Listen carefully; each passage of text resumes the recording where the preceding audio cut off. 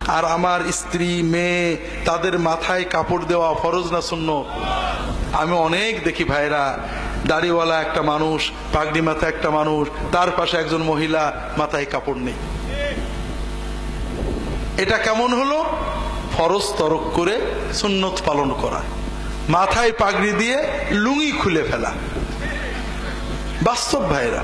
তো ভাইরা, আওলাদদেরকে পর্দা করাতে হবে, নামাজ শেখাতে হবে। মেয়েদের বলবো যে পর্দা তো আল্লাহ মজা দিয়েছেন আপনার সম্ভ্রমের জন্য, আপনার নিরাপত্তার জন্য। আপনি পর্দা সহ সব করতে পারেন, কিন্তু পর্দা না করলে আপনি আল্লাহর কাছে আটকা পড়বেন, দুনিয়াতেও আটকা পড়বেন।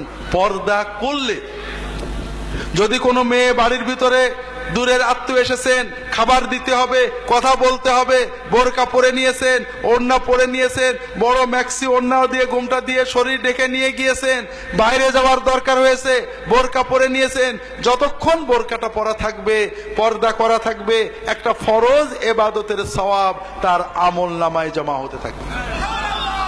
যদি বাপ মা পর্দা শিখিয়ে থাকেন, বাপ মার আমলনামায় এই সওয়াবটা জমা হতে থাকবে।